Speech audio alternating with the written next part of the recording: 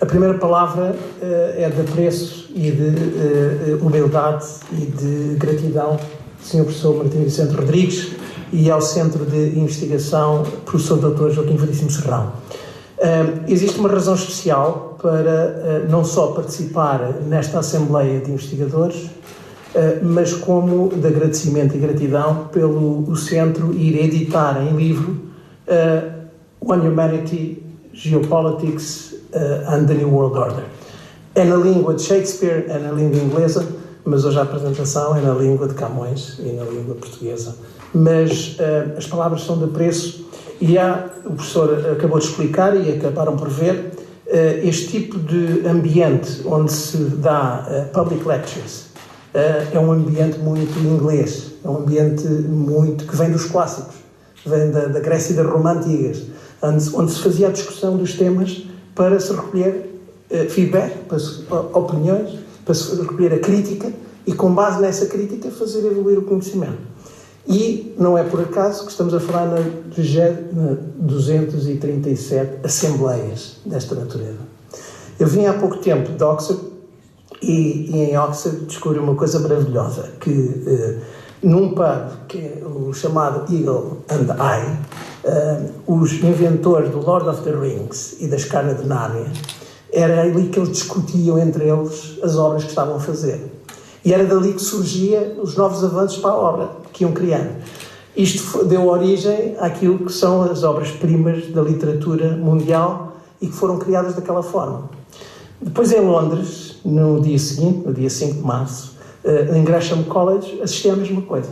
Uma assembleia mais ou menos com este número de participantes, em que uma professora fez a história da oligarquia mundial, desde os tempos da Grécia e da Roma, e comparou com o que está a acontecer no mundo nos tempos atuais. E chegou a uma conclusão muito interessante, que é pela tentativa de manter a ordem internacional que se está a agravar a situação geopolítica mundial. Porquê? Pelos interesses das oligarquias que existiam na Grécia e Roma antigas e existem hoje. E, portanto, foi ali no meio daquele espaço, em uma hora, que fez-se aquela public lecture no Gresham College e fez-se aquela discussão. E, portanto, esta é a razão porque eu estou muito feliz hoje de folhear. O que a gente vai fazer é, vamos folhear o livro e eu vou-vos tentar chamar a atenção para 2 ou 3 ou 4 aspectos essenciais desta proposta. Porquê é que este livro é muito interessante e esta proposta? Porque vem num momento de encruzilhada para a humanidade. A humanidade, estamos a falar em ciclos longos, estamos a falar em 2 séculos. O século XX, que terminou, mas que ainda não terminou, e o século XXI, que nós estamos a viver agora. Portanto, estamos a falar em história, de ciclos longos. Primeiro ponto. É muito essencial percebermos isso. Não estamos a falar no preço da energia que está a subir todas as semanas. Isso tem que ser enquadrado num ciclo longo, que são as estruturas que vêm de há 60 e tal anos e que apanham o último século do segundo milénio e o primeiro século que estamos a viver do terceiro milénio. Ciclos longos. E daí que seja importante fazer isto no centro de investigação, que se dedica à história e à ciência e aos ciclos longos. A segunda razão é que estamos a falar, como o Sr. Professor bem mencionou, num espaço, numa escala humanidade. Uma escala que abrange 30 e tal países que fazem parte do centro. No meu trabalho abrangem os 200 países e territórios da humanidade. Portanto, a escala é a escala da humanidade. E a ordem internacional, a nova ordem mundial, não é um país, é a humanidade. E é a principal mensagem que é transmitida aqui. A escala é a escala da humanidade. Portanto, são ciclos longos e humanidade. Aquilo que estamos a assistir agora, eu vou começar por discutir um bocadinho de geopolítica, porque é necessário falar um bocadinho da geopolítica mundial. Depois vou falar um bocadinho da nova ordem mundial, que ao contrário do que aparenta ser, já vem sendo construída há umas décadas, não é? E estamos a viver uma transição para uma nova ordem mundial. E, infelizmente, desculpem dizer-vos, mas vai demorar algumas décadas. Portanto, para que essa nova ordem fique estabilizada. E é isso que estamos a sofrer hoje, este sentimento de complexidade, de incerteza, de instabilidade, é a transição que estamos... Nós somos atores da transição para a nova ordem mundial. Isto é muito importante. Portanto, a nova ordem mundial, e vamos chegar à humanidade, portanto, que é uma proposta de uma arquitetura diferente em relação à ordem antiga, à ordem mundial antiga. E é com isso que eu depois vou terminar. Então vamos lá, portanto, o livro é estruturado dessa forma, portanto, faz a análise da geopolítica, depois faz uma análise, talvez, de uma das instituições históricas da ordem da humanidade, que são as Nações Unidas, que foram o mecanismo de governança da ordem mundial desde 1945, a Segunda Grande Guerra, até à atualidade. Vamos ver como será o futuro, não é? E faz uma proposta de reinvenção da governança desta ordem mundial, através da reinvenção da Organização das Nações Unidas, e depois avança a passos largos para a criação da humanidade. Então vamos lá ver o que é que essa primeira parte do livro fala, que é sobre geopolítica. Então tenha coragem. Eu uso a sua expressão, professor, que disse que eu sou uma pessoa de coragem no nosso almoço privado, e tenha coragem de pôr em perspectiva o que é que se está a passar neste exato momento. As principais superpotências mundiais, que vêm desde o pós-Segunda Grande Guerra, instalaram um sistema bipolar de governança mundial. A nova ordem mundial esteve sempre à volta de duas grandes superpotências, que todos conhecem, desde a União Soviética e os Estados Unidos da América. E, neste momento, estamos em transição também à mesma, um modelo de duas grandes superpotências. De um lado, os Estados Unidos da América, e do outro lado, a China. E há aqui, neste momento, claramente, uma transição, uma incerteza, neste jogo entre superpotências. O primeiro capítulo tem a coragem de analisar a estratégia de segurança dos Estados Unidos, que lançaram, é pública, uma estratégia que está disponível desde novembro do ano passado, em que a administração Trump põe preto no branco tudo aquilo que entende ser a estratégia de defesa dos interesses dos Estados Unidos, em primeiro lugar, e do mundo ocidental, em segundo lugar. E explica muito claramente todos estes movimentos que estão a acontecer agora. Desde a posição que ele teve no Canal do Panamá, que é um dos principais canais de comercialização do mundo, depois a posição que ele tomou na Venezuela, por causa do controle em relação aos interesses chineses e os interesses também russos e do Irão em relação ao petróleo da Venezuela. Depois a questão da Groenlândia. Na Groenlândia estamos a falar da principal rota de controle do Ártico, que é absolutamente estratégica em termos militares, e a questão das rotas do Atlântico Norte, que também é absolutamente estratégica. Estamos a assistir agora ao Irão. O Irão é fácil de explicar pelo controle das redes energéticas e de todo o circuito energético mundial, mas principalmente os interesses da China, os interesses do Irão, diretamente, e da Rússia. Ok? E já estamos a avançar muito em passos largos também para Cuba. Ele já deu a indicação de Cuba. Porquê? Porque Cuba é um reduto das principais potências da China e da Rússia no hemisfério ocidental. Portanto, se vocês forem ver bem, isto é fácil de explicar. Portanto, há uma estratégia de defesa dos interesses dos Estados Unidos e dos interesses do mundo ocidental em relação a todos estes pontos. Isto não tem a ver com ele acordar de uma determinada forma e decidir fazer aqueles tipos de coisas. Portanto, e essa estratégia está pública, é uma estratégia que é analisada neste primeiro capítulo do livro e apresenta as coisas muito claras. Tudo aquilo que seja controle dos objetivos militares e dos objetivos económicos do mundo ocidental e dos Estados Unidos, ele vai avançar. E vai avançar a passos largos. Ok? Mas, por outro lado, não podemos esquecer que temos do outro lado a China. A China já avançou com uma estratégia de governança mundial, pelo menos, já avançou há séculos, não é? Mas nesta luta de gigantes agora, já avançou há várias décadas.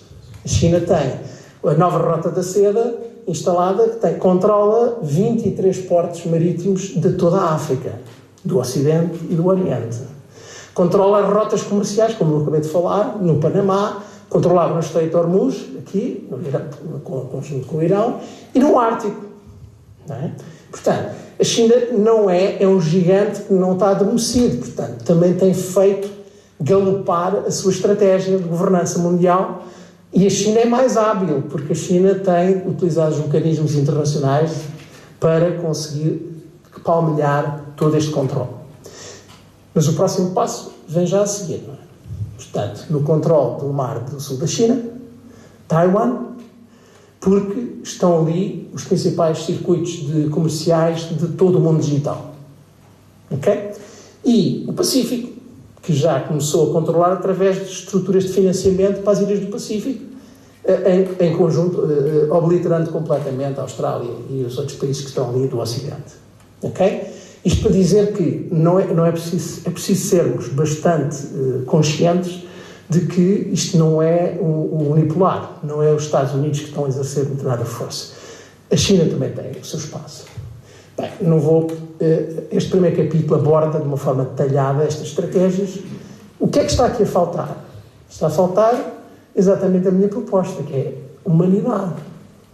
Está aqui uma estratégia de duas superpotências, de um lado e do outro. Está a faltar o equilíbrio de interesse para a escala humanitária.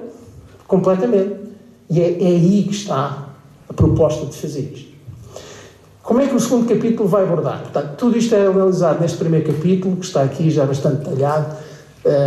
Convido-os e terei todo o gosto em fazer-vos chegar a todos os presentes o livro, que vai ser editado já muito em breve pelo Centro de Investigação, mas onde tem uma explicação detalhada a todas estas estratégias e depois tem o que está a faltar. O que está a faltar é esta abordagem de escala humanitária, não uma abordagem de poderio militar e económico de uma superpotência em relação ao mundo. Porquê? Eu depois explico no segundo capítulo o porquê. Está provado que as estratégias que procuram maximizar a influência de uma das potências a muito longo prazo não funcionam. Tem que também respeitar o interesse conjunto. Isto é chamado equilíbrio de Nash. E o equilíbrio de Nash vem de 1929, do século passado. Os equilíbrios são gerados, e esse segundo capítulo analisa em bastante rigor o equilíbrio de Nash. Portanto, o que está a faltar é mesmo a abordagem de humanidade que permita contrabalançar os interesses individuais de cada uma das potências. E posso-vos garantir, nem a China nem a Índia vão ganhar este jogo se não adotarem o equilíbrio de Nash. Não vão ganhar. Não vão ganhar porque o peso demográfico de uma África vai destruir qualquer plano de governança unilateral de qualquer uma das superpotências. Ok? Estou a dar só um exemplo de uma variável, que é o fator demográfico explosivo da África, que vai passar de 1,3 bilhões de pessoas na atualidade em 2050 para 2,7 bilhões. Portanto, vai ser suficiente para parar uma marcha de uma das superpotências tentar controlar todos os circuitos. Mas, portanto, o segundo capítulo analisa esta questão das dinâmicas, como é que devemos lá chegar. Mas onde é que estão as Nações Unidas no meio disto tudo? E agora vem a parte mais dura. As Nações Unidas são uma estrutura de governação que nasceu do pós-Segunda Grande Guerra, em 1945. Existem 3 mandatos que foram dados às Nações Unidas na altura. Só 3. Paz e segurança, relações amigáveis entre as nações e a questão dos direitos humanos e da cooperação internacional no quadro dos direitos humanos. São os 3 mandatos de 1945 para a Organização das Nações Unidas. Eu fiz uma análise de 1945 em comparação com 2025, 80 anos depois, e procurei avaliar como é que, isto é um capítulo inteiro dedicado a isso, como é que foram ou não atingidos os objetivos destes 3 mandatos. E posso dizer o seguinte: as Nações Unidas ganharam legitimidade, as Nações Unidas ganharam abrangência, ganharam operacionalidade. Foram os grandes resultados das Nações Unidas. Ninguém disputa isso. E é indisputável. É isso que é o berço daquilo que se chama multilateralismo. Ok? Portanto, ganharam legitimidade, ganharam abrangência e ganharam também operacionalidade. Quando é necessário qualquer tratado em relação ao comércio, vai-se à agência que trata do comércio. Em relação ao ambiente, a agência que trata do ambiente, etc, etc. Dá um exemplo do sucesso das Nações Unidas naqueles 3 mandatos, em termos de legitimidade, de abrangência e em termos de operacionalidade. Onde é que falharam rotundamente? Falharam nos resultados, no impacto. Portanto, neste momento, nos 3 mandatos, principalmente no primeiro, na paz e segurança, temos uma estrutura inoperacional de irrelevante que consiga resolver os problemas de paz e segurança mundiais. Ok? Isso temos que ser duros, críticos, autocríticos, para poder pensar como é que pode haver uma solução para isto. Se formos analisar a questão dos direitos humanos, poderemos dizer que estamos francamente melhor do que estávamos em 1945, felizmente. É reconhecida a legitimidade para esse aspecto. Mas depois falha naquilo que é a operacionalidade no terreno em muitos dos países do sul global. Porque não poderemos dizer que temos um mundo de direitos humanos quando ainda temos cerca de 1 bilhão de pessoas na pobreza extrema e a passar fome. Ok? Portanto, mais uma vez, em termos de impacto, de resultados, temos graves problemas. E falha naquilo, porquê? Por causa da fragmentação, da estrutura tão abrangente que criou, que leva a este estado de coisas. Então, isto é analisado em detalhe num capítulo do livro onde analisa a estrutura dos mandatos de 1945 em 2025 e propõe uma solução para esta situação. O capítulo que analisa esta situação faz uma análise detalhada da estrutura das Nações Unidas. E eu digo assim, não precisamos de reforma das Nações Unidas. Não vamos lá com uma reforma. Porque a reforma, normalmente, à escala internacional, não nos podemos esquecer do seguinte, estamos a falar de um organismo que trabalha para 200 países e territórios, em 7 continentes, nos mares todos. Portanto, uma estrutura destas não pode ter 67 agências. Não pode. É ingovernável. Não tem uma estratégia, um foco, uma prioridade. E, portanto, é aí que está o problema da operacionalidade das Nações Unidas. Portanto, há um capítulo que é dedicado por inteiro a um processo de reinvenção das Nações Unidas. E, portanto, o termo que eu utilizo é o termo correto. Não é reforma, é reinvenção. E como é que se faz a reinvenção, seja do que for? Começa-se pelos mandatos. Começa-se por analisar, será que aquele mandato faz sentido ou temos que mudar de mandato? Já não faz sentido. Porquê? Porque a realidade do pós-Segunda Grande Guerra já não é a realidade de hoje.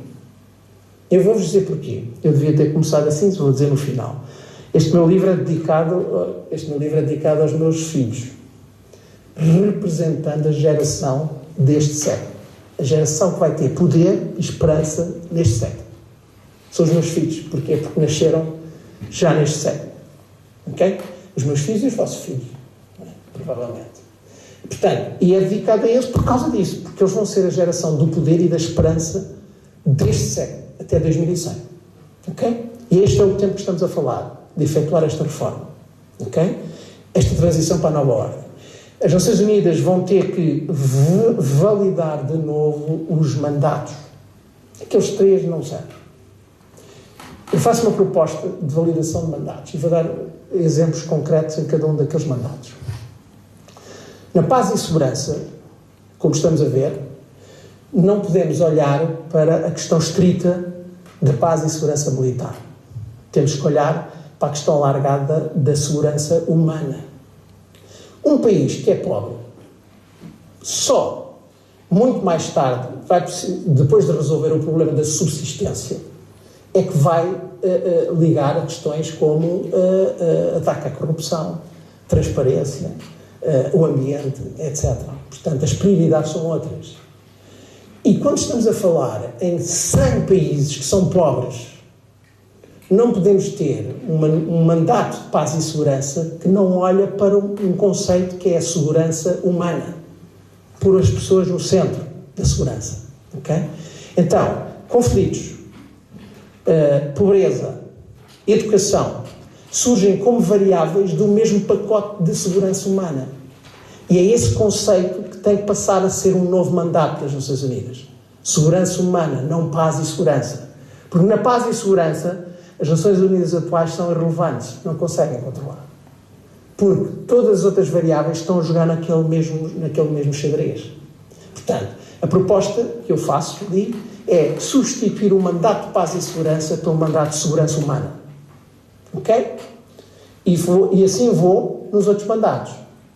Não é vocação das Nações Unidas trabalhar com, desculpem que diga, 17 e 255 indicadores para o desenvolvimento sustentável. São 17 Objetivos de Desenvolvimento Sustentável e 255 indicadores de desenvolvimento sustentável. Qual é o organismo que consegue gerir uma coisa desta? Portanto, eu faço uma proposta ali de substituir isto por 5 pilares e por 25 indicadores. Ok? Isto para ajudar à operacionalidade de um organismo como as Nações Unidas. Portanto, estão a ver a diferença. Passar de 17 Objetivos de Desenvolvimento Sustentável e 255 indicadores para 5 e 25 indicadores. E eu posso vos dizer com alguma segurança que desta forma vão conseguir atingir o objetivo dentro do desenvolvimento sustentável. Mas eu digo mais, será que é a vocação das Nações Unidas trabalharem elas no objetivo de desenvolvimento sustentável? Não. Existem muitos outros organismos, inclusive privados, que fazem muito mais e melhor na área do desenvolvimento sustentável. Portanto, quando se trata de ir ao terreno, aos 193 países, porque o número de nações das Nações Unidas são 193, ok? Mas eu falo em 200, porque são 200 países e territórios espalhados pelo mundo. É muito mais operacional e impactante fazer parcerias estratégicas com as entidades no terreno e fazer com que elas, no local, façam desenvolvimento sustentável. Portanto, eu até proponho que se acabe com o desenvolvimento sustentável como mandato das Nações Unidas. Ok? Portanto, isto para que garanta tal operacionalidade. Ok? E assim vai. Portanto, ou seja, o livro faz 2 capítulos dedicados àquilo que é o principal órgão de governança mundial, que são as Nações Unidas, e a reinvenção para um novo modelo. Ok? E nessa reinvenção, procurando sempre pessoas, lugares, people, places and planet, que é pessoas, países e planeta. Ok? Esta é a matriz de impacto nas pessoas. São 8 bilhões de pessoas, são 200 países e territórios e é um planeta. Ok? Portanto, esta é a matriz de impacto. E as Nações Unidas reinventadas vão atuar desta forma. E vou em 22 minutos, portanto ainda estou bastante a tempo. Como é que então podemos propor uma nova ordem mundial? Ok? Vou agora voltar atrás um bocadinho. Vocês veem como é que eu comecei, não é? Portanto, os Estados Unidos não vão deixar de pôr toda a frota militar e atacar o Irão. E a seguir vai ser Cuba. Depois logo vemos o México também. Portanto, porquê? Porque todos eles controlam ativos ou militares estratégicos, ou rotas comerciais estratégicas, ou rotas de energia, de recursos. Todos. Não há um único que não faça parte da mesma estratégia. Portanto, como é que, com entidades como estas, a China, atenção, não vale a pena esconder, também tem a sua estratégia e está a executar a sua estratégia. Não é? Neste momento, a China controla 23 países da Ásia e do Sudeste Asiático. Okay? Está-se a estender para o Pacífico. Okay? No Médio Oriente já tem grandes centros lá de decisão bastante instalados, como tem também Cuba e no Panamá, como eu estava a dizer. Portanto, a China não está parada. Eu não estou a falar da Rússia, de propósito, não é? Portanto, porque se é a Rússia, era óbvio que, bastando olhar para a estratégia militar do Tratado Atlântico Norte e para a expansão, tinha que criar bloqueios às zonas de intervenção militar, para criar espaços de reserva militar e, portanto, enquanto não vai descansar enquanto não tiver isso protegido. Okay? Fez isso com a China. Controlou muitos dos países da Ásia Central. Mongólia, Cazaquistão, etc. A Rússia já fez esse trabalho com a China. Já estabeleceu as zonas de fronteira militar com a China. Está a fazer com a Europa agora. Ok? E vai fazer com os Estados Unidos. A Groenlândia faz parte desse xadrez, não é? E faz no Médio Oriente. Portanto, a Rússia também tem esta estratégia. Como é que nós pomos uma organização como as Nações Unidas, numa nova governança militar, a substituir este tipo de jogadas estratégicas? A minha previsão é a seguinte, isto vai durar cerca de, portanto, o curto prazo é de 5 anos, ok? Até 2030. Muito pouca coisa vai mudar nos próximos 5 anos.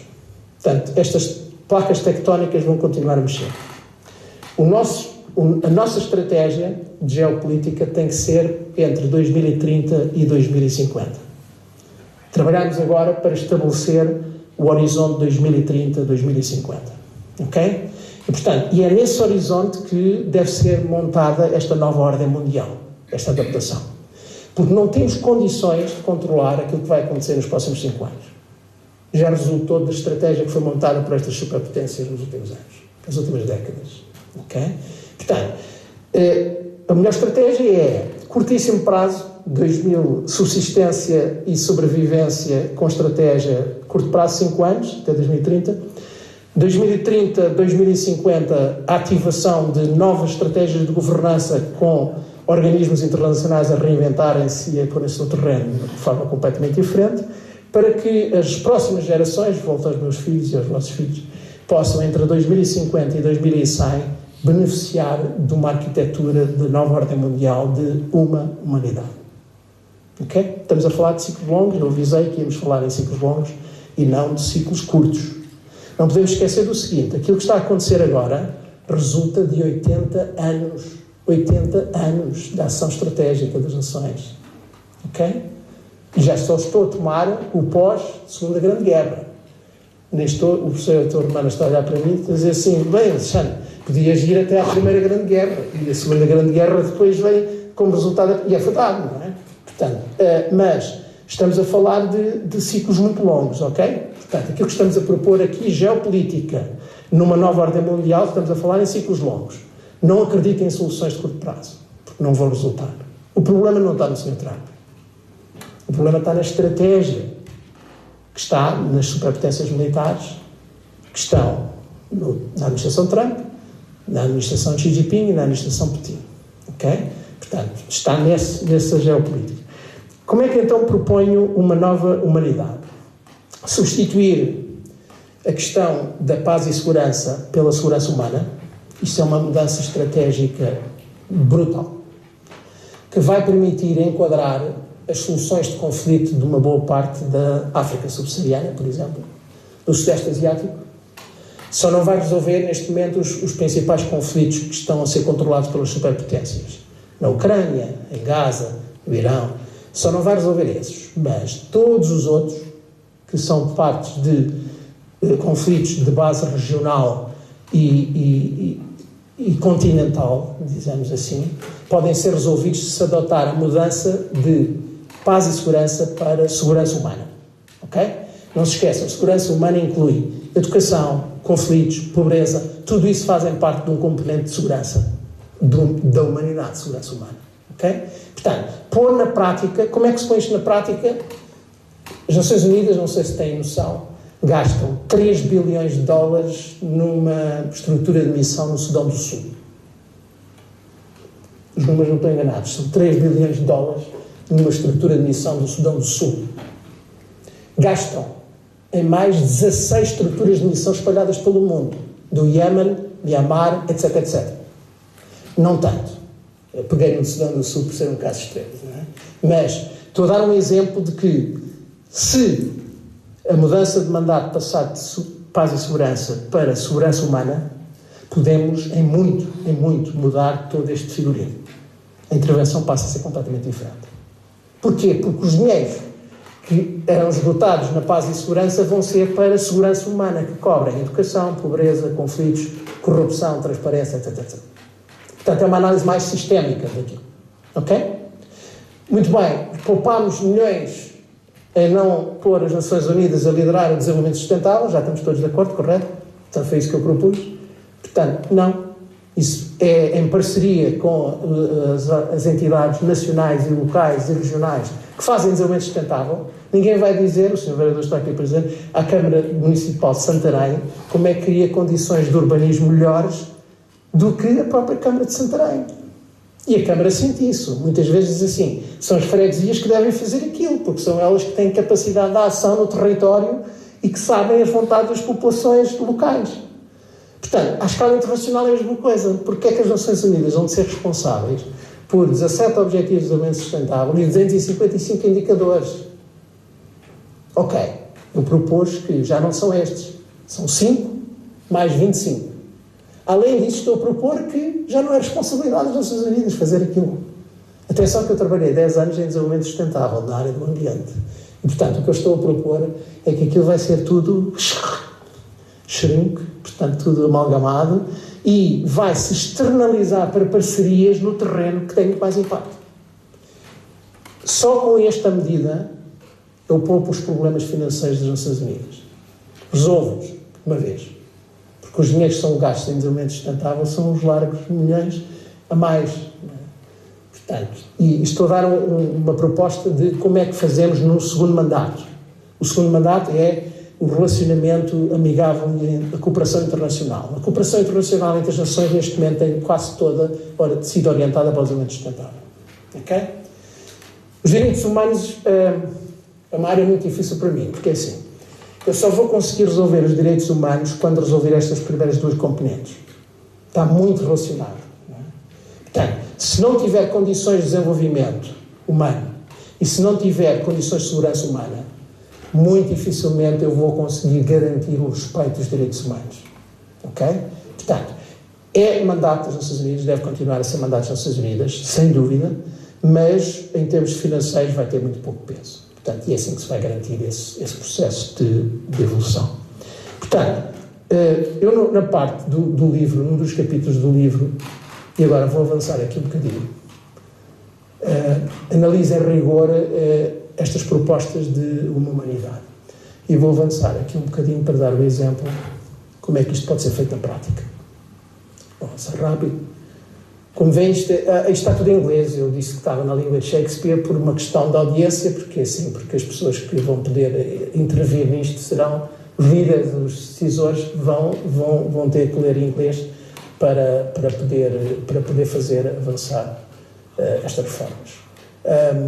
Isto é sobre o fundo e é aqui mesmo que eu quero intervir.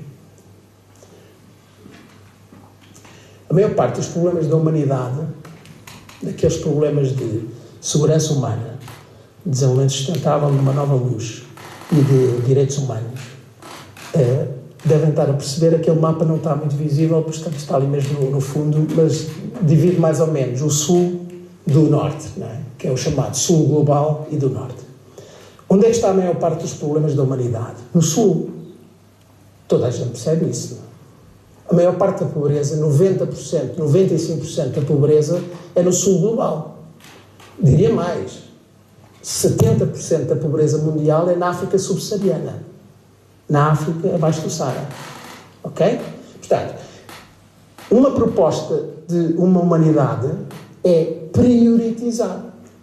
É dizer assim, eu em vez de olhar os 200 países de forma igual, vou dar prioridade estratégica aos países da África subsaariana em desenvolvimento.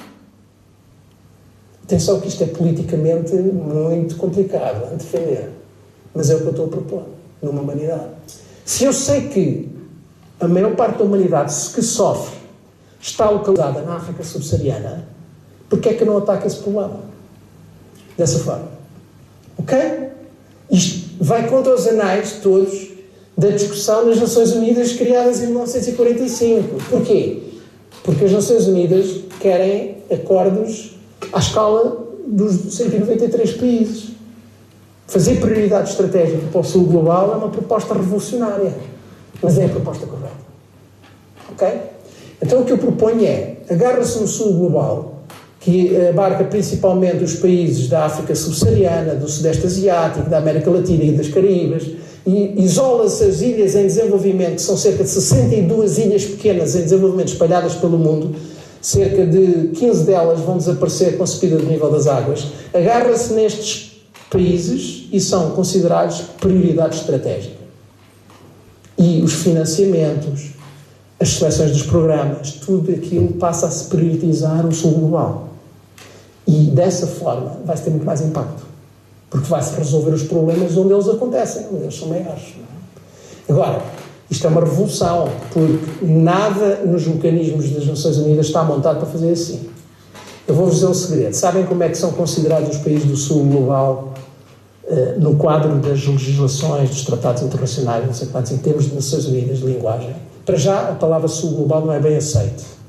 Quando eu comecei a introduzir o Sul global nos textos, as pessoas começaram-se a arrepiar e disseram, não podes usar Sul global, porque eles usam circunstâncias especiais. São países em circunstâncias especiais. E é assim que é tratado. Isso tem que desaparecer. Tem que se passar por cima disso. Tem que se ir com prioridade estratégica onde os problemas acontecem. Atenção, os problemas de paz e segurança do passado, os problemas de direitos humanos, os problemas de desenvolvimento sustentável, os problemas de conflitos territoriais e os problemas de ações humanitárias, onde é que estes problemas existem?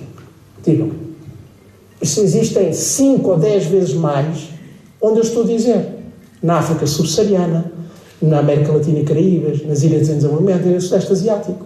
Portanto, a proposta de uma humanidade é atacar a prioridade estratégica daquela humanidade.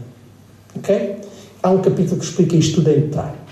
Eu proponho a criação de um fundo especial, que é o Fundo para a Humanidade, para fazer isto, e proponho a utilização de uma matriz de monitorização de impacto à escala dos 25 indicadores e dos 5 pilares estratégicos para o Sul global. E ao fim de 5 anos, 10 anos, 15 anos, 20 anos, no período 2030-2050, vê-se se estes países melhoraram ou não melhoraram. Ok? É diferente. Eu posso vos dizer que os 10 países mais pobres do mundo são os 10 países mais pobres do mundo há 80 anos. Só há um que subiu, portanto, mudou. São 11. Nos 10 países mais pobres, são 11 países que estão a jogar. São os 11 países que são mais pobres do mundo há 80 anos. Portanto, isto prova que a geopolítica atual não resultou. Portanto, temos que mudar as regras de jogo. Portanto, regras de jogo. Segurança humana, conceito de segurança humana, substituir paz e segurança por segurança humana. Acabar com o desenvolvimento sustentável enquanto tal e dá-lo para quem consegue resolver os problemas. Definir matrizes de financiamento de prioridade estratégica para o Sul global. Sul global, atenção. África subsaariana, América Latina e Caraíbas, Sudeste Asiático e Ilhas do Pacífico. Ok? E com isto, avaliar de uma forma mais simples, mais eficaz, que daqui por 2030, 2050 temos um mundo diferente. Ok? Grande surpresa. As potências militares não se vão opor a isto. As grandes superpotências não se vão opor a isto, pelo contrário. Porque são elas que vão começar a sofrer os problemas disto não ser assim. Quem foi a pessoa que tem falado mais sobre os problemas das Nações Unidas? A administração Trump. Quem é a pessoa que... A China também, já se posicionou para controlar uma série de agências. Portanto, é um interesse estratégico das grandes superpotências, Rússia, China, a administração Trump, a administração dos Estados Unidos, para que este modelo avance, para que este modelo de reforma consiga funcionar. Ok? Porquê? Porque eles vão conseguir continuar a dominar muitos os circuitos desta forma. Ok? Portanto, há um interesse, no fundo é um equilíbrio de nada. É o interesse deles e é o interesse global da humanidade. Portanto, e é isso que eu penso que pode vir a revolucionar isto. Agora já passei 5 minutos do tempo que estava previsto e termino aqui e agradeço a vossa atenção. Está bem?